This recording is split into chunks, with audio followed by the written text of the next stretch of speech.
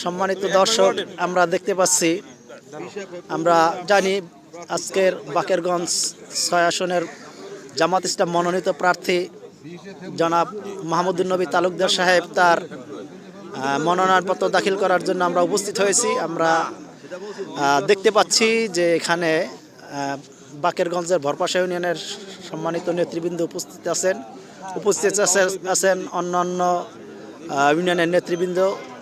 আমরা সকলকেই দেখতে পাচ্ছি এবং সকলের চোখে মুখে একই প্রত্যাশা, এই বাকেরগঞ্জ ৬ আসনের গণমানুষের নেতা জনাব মাহমুদুন নবী তালুকদার সাহেব এখানের এমপি হিসাবে তাকে সকলে দেখতে চায় একটি ন্যায় ও ইনসাফ ভিত্তিক সমাজ প্রতিষ্ঠা করতে।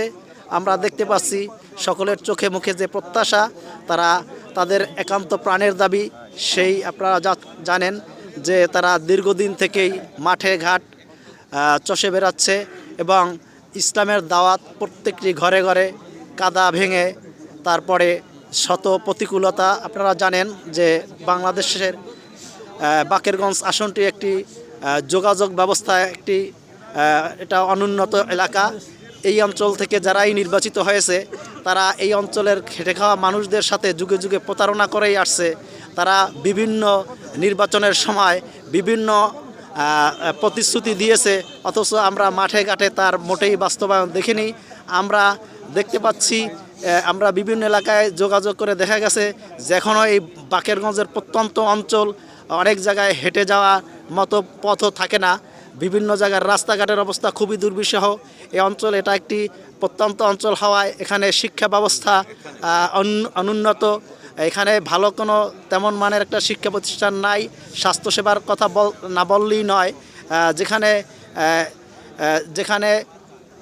একটি প্রত্যন্ত অঞ্চল, বাকেরগঞ্জ বরিশালের একটি প্রত্যন্ত অঞ্চল, সেখানে একটি আধুনিক মানের হাসপাতাল নাই ভালো মানের যোগাযোগ ব্যবস্থা, শিক্ষা প্রতিষ্ঠানের অপ্রতুলতা, যোগাযোগ ব্যবস্থা বিশেষ করে অনুন্নত। এখানে সামাজিক দায়বদ্ধতা এবং আইনশৃঙ্খলা পরিস্থিতি দিনে দিনে উন্নতি করার জন্য যে যোগাযোগ ব্যবস্থা দরকার, শিক্ষা এবং স্বাস্থ্যসেবা দেওয়ার জন্য যে যোগাযোগ ব্যবস্থা দরকার, তা আমরা দেখতে পাইনি। আমরা দেখছি বিগত দিনের সময়েও, আমরা সর্বশেষ সময়ে এসে দেখেছি যে হাসপাতালের সামনের যে রাস্তা দিয়ে আমরা কিন্তু যেতে পারিনি। হয়তো কিছুদিন আগে এই কাজ করানো হয়েছে। এখানের যোগাযোগ ব্যবস্থা, শিক্ষা ব্যবস্থা এবং চিকিৎসার যে বিষয়গুলা, এইগুলাই দাঁড়ে দাঁড়ে ফিরে আসছে।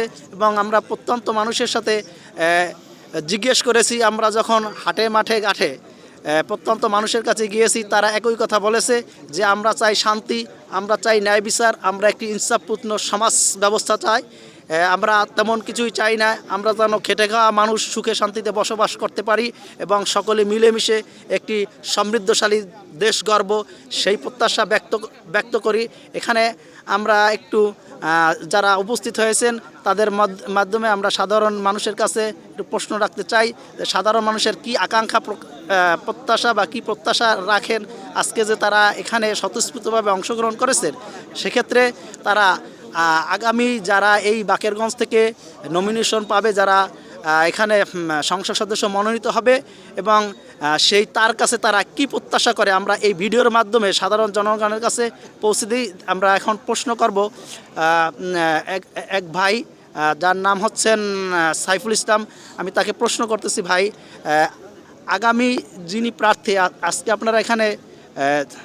আজকে এখানে আপনারা নমিনি আপনাদের মনোনয়ন জমা দিবেন, তার কাছ থেকে সাধারণ মানুষের পক্ষ থেকে আমি প্রশ্ন রাখতেছি যে আমরা আপনাদের প্রার্থী যদি এখানে নির্বাচিত হয় তাহলে তাদের কাছে আমরা কি প্রত্যাশা করতে পারি এবং সাধারণ জনগণ তার কাছে যে প্রত্যাশা করে সেই প্রত্যাশার প্রাপ্তির সাথে কতটুকু মিল থাকবে বলে আপনি মনে করেন? ইনশাল্লাহ বাংলাদেশ জামাত ইসলামীর পক্ষ থেকে যদি মনোনীত হয় মাহমুদুন নবী তালুকদার বাকেরগঞ্জ আসনে, সাধারণ মানুষগণের এটাই আশা যে বাংলাদেশ জামাত ইসলামীর কথা এবং কাজে শতভাগ মিল রয়েছে। উনি যদি বাকেরগঞ্জের প্রতিনিধি হিসেবে নির্বাচিত হয়ে সংসদে যান, ইনশাল্লাহ ওনার কথা অঙ্গীকার অনুসারে বাকেরগঞ্জের মানুষ সেই কাজ ফিরে পাবেন ইনশাল্লাহ। ধন্যবাদ সাইফুল ইসলাম ভাইকে। এ পর্যায়ে আমরা একজন জামাত ইসলামের একজন নেতৃত্বের দিক থেকে অন্যতম একজন নেতা, যিনি 11 নং ভরপাশা ইউনিয়নের সম্মানিত সভাপতি। তার কাছে আমি প্রশ্ন রাখতে চাই, আমাদের উনি একজন নিজেই শিক্ষক, তো বাংলাদেশ জামাত ইসলামী যদি এখানে এমপি নির্বাচিত হয়, তো শিক্ষাক্ষেত্রে আপনাদের কি ভূমিকা থাকবে বলে আশা করি? ধন্যবাদ। ধন্যবাদ। আমরা যদি এই মাহমুদুল ভাইকে নির্বাচিত করতে পারি, তাহলে বাকেরগঞ্জের শিক্ষা ব্যবস্থা অনেক উন্নত হবে, অনেক সুন্দর হবে। অনেক অবহেলিত এলাকা, এই এলাকা অনেক উন্নত হবে, অবকাঠামোগত উন্নত হবে, এই প্রত্যাশা আমরা রাখি। ধন্যবাদ সকলকে। সম্মানিত দর্শক মণ্ডলী, আপনাদেরকে ধন্যবাদ জানাচ্ছি যে আগামীর বাকেরগঞ্জ কীভাবে আমরা যা সাধারণ জনগণ আশা করে প্রত্যাশা এবং প্রাপ্তির একটি সমন্বয় ঘটুক এ বলে আজকের বক্তব্য এখানে শেষ করছি। আসসালামু আলাইকুম।